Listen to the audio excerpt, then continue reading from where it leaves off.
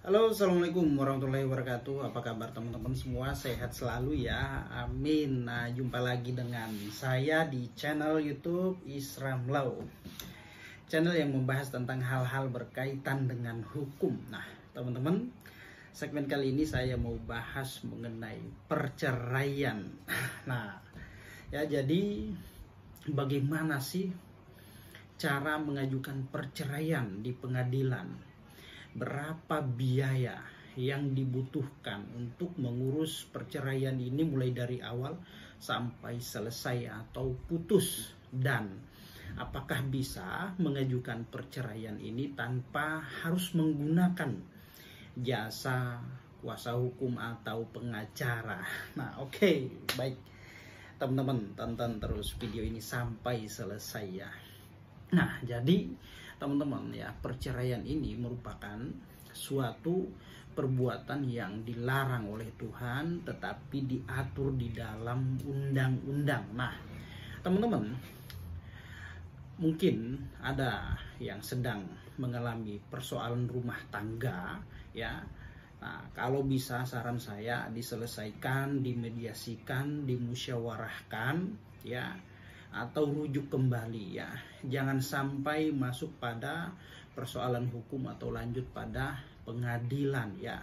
Sangat disayangkan karena ya harus pikirkan juga dampak yang akan timbul dan juga mengenai nasib rumah tangga ya setelahnya. Nah, jadi saran saya akur baik-baik saja dan berdamai tanpa harus ya mengajukan upaya-upaya hukum ke jalur pengadilan.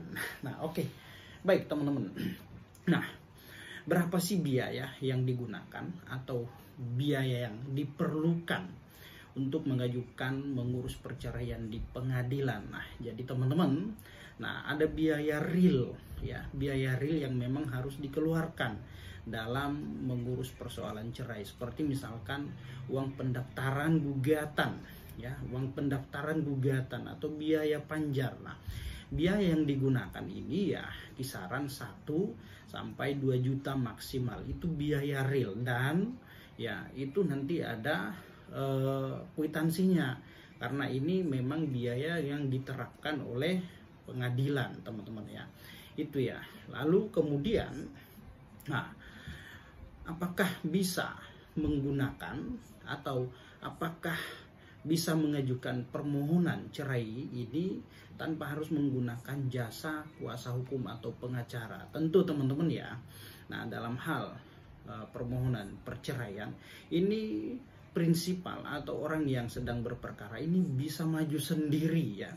Bisa maju sendiri apabila dia misalkan kesulitan dana, tidak sanggup untuk bayar biaya jasa kuasa hukum atau pengacara, maka dia bisa maju sendiri. Nah, seperti itu, yang penting dia paham.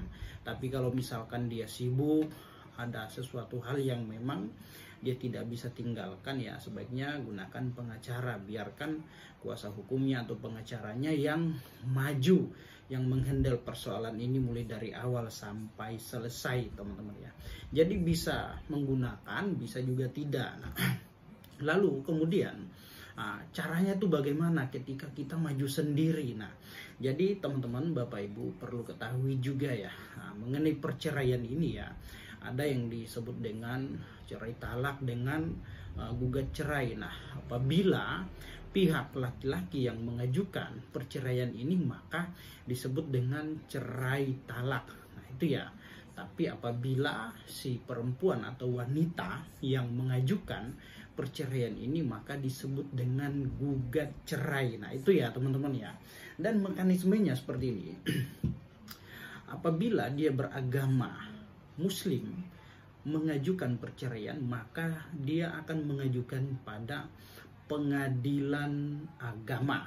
Dan apabila dia beragama non-Muslim, maka ya dia mengajukannya pada pengadilan negeri. Nah, itu ya, beragama non-Muslim ya, di pengadilan negeri teman-teman. Nah, cara untuk membuat gugatan perceraian nih, apabila dia maju sendiri, maka dia harus membuat gugatan ya, gugatan secara tertulis. Nah, di dalam gugatan itu harus diuraikan ya, diuraikan kronologinya, alasan-alasannya, terus kemudian apa permintaan kita atau keinginan daripada pihak yang mengajukan perceraian. Misalkan dia hanya menginginkan perceraian toh saja, tanpa ada hak asuh anak atau gonogini. Nah, apabila dia menginginkan hak asuh anak atau gonogini, maka harus dituangkan juga, dijabarkan dalam permintaan di sebuah gugatannya. Nah, ingat ya, dalam hal persoalan atau proses gugatan ya, misalkan pada panggilan pertama, maka tidak masuk dalam proses pemeriksaan pokok perkara, tetapi ya pihak pengadilan melalui majelis hakim ya diberi kewajiban untuk melakukan mediasi berdasarkan ketentuan ya Surat Edaran Mahkamah Agung atau SEMA ya.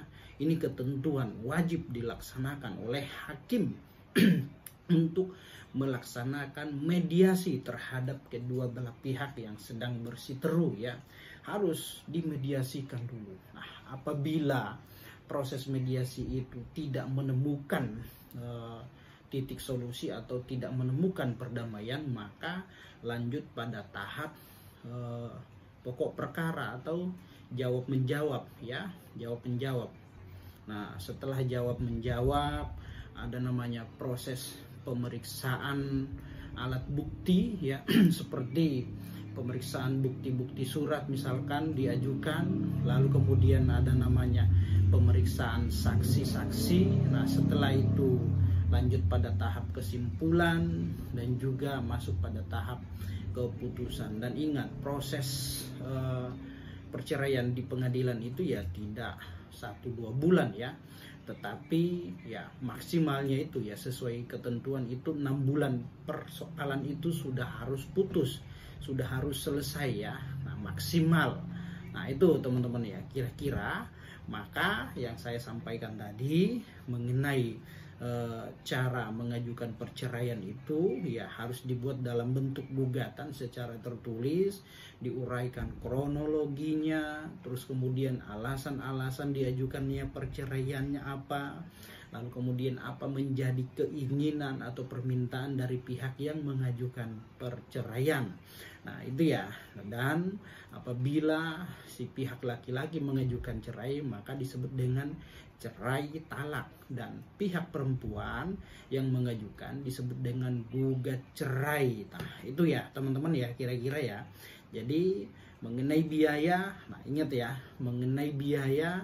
Nah, biaya yang digunakan apabila maju sendiri ya cukup dengan membayar biaya panjar atau biaya permohonan di bagian registrasi. Nah, itu kurang lebih 1-2 juta. Dan apabila ingin menggunakan jasa pengacara, tentu biayanya ya variasi ya. Tidak ada standar berapa biayanya, tetapi untuk menggunakan jasa pengacara ada biaya-biaya memang yang harus dikeluarkan ya.